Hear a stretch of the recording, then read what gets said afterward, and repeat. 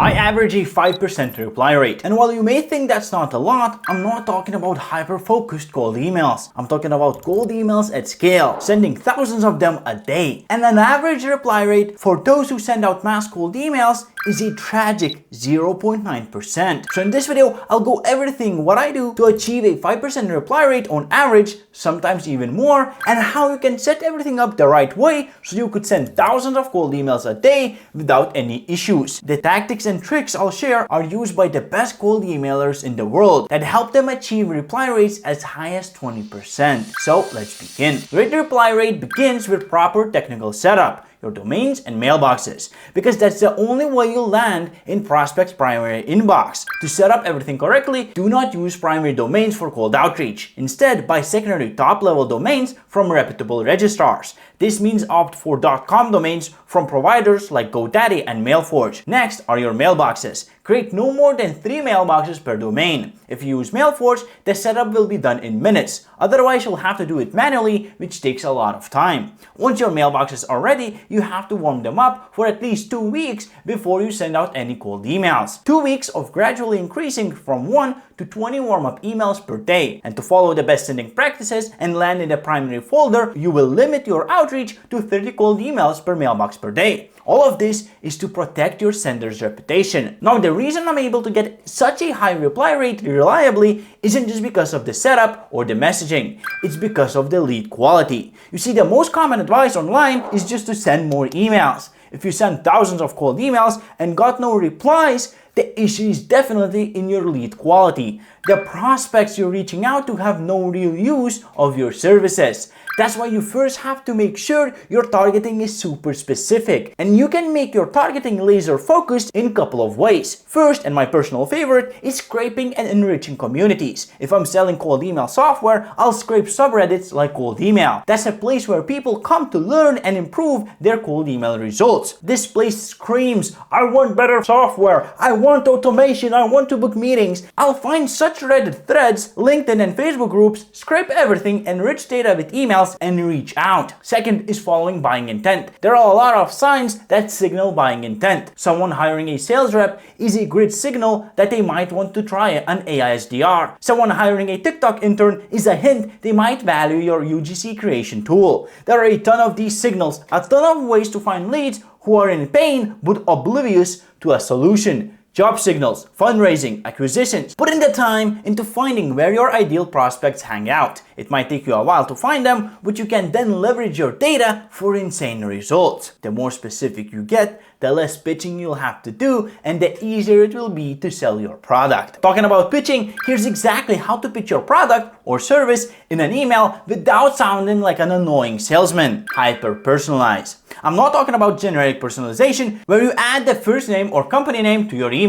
No, I'm not even talking about those silly ChatGPT generated compliments. Love your work at Acme Corp. This is worse than no personalization. What I'm talking about is hyper-personalization, where the whole email is personalized to that particular prospect. This means the subject line is unique, the icebreaker is unique, the greeting is unique, offer is unique, CTA is unique. Everything is designed for the exact lead you're reaching out to. Hyper-personalization makes your offer relevant no matter who you reach out to. Of course, you won't be able to personalize thousands of emails by hand. After all, you're doing high-scale cold email outreach. I use software that combines buyers and sellers' data to write unique, hyper-personalized cold emails for each prospect without me needing to do anything. All you do is include LinkedIn URL in your lead list and you're good to go. The app will then write personalized subject lines with personal touches and curiosity gaps, making the prospect open the email and actually reading the thing rather than just marking it as spam. Now, if you're someone who's against automation or just want to use your own emails instead of AI generated ones, then at least write like a human. Most cold emails feel like automated templates, so prospects ignore them. I'm always against templates, but if you do send them,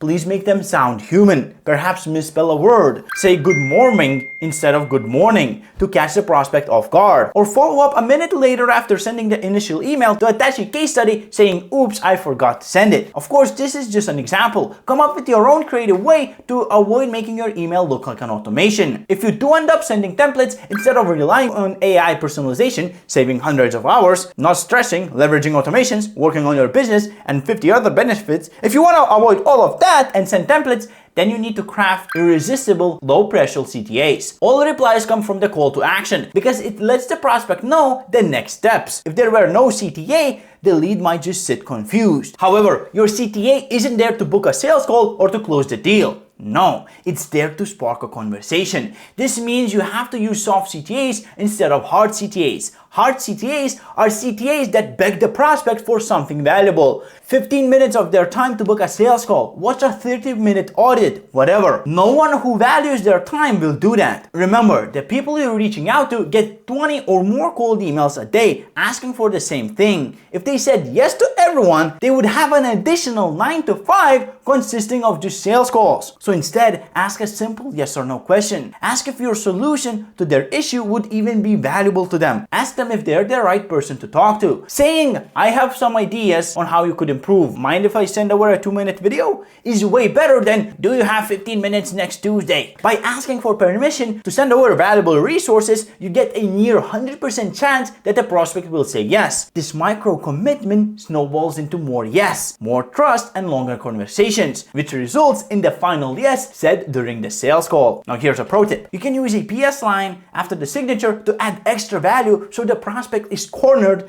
and would feel dumb if they passed on your offer. Give away something that they would often pay for. Or use a PS line for superhuman personalization that's not even cold email or business related. Another hack that helps me generate a lot more replies are follow-ups. But a lot of people misunderstand follow-ups. Follow-ups aren't there just to bring your email to the top of your prospect's mailbox. They're not there to remind the prospect that you're there like this, waiting for their reply. And follow-ups are definitely not there to spam your prospect. Instead of 7, send 2 or 3 follow-ups max. Instead of bumping this or just following up, share value. Send something that a prospect would have to pay to get. A thing so useful that they couldn't imagine what would they get if they paid you. This could be templates, strategies, audits, any free tools that either make their work easier or help them achieve more. You should make follow-ups so valuable that you feel bad sending them for free, as if you're giving away too much. You may be thinking now, do I really have to do that? No, it's not an obligation unless you want to have a reply rate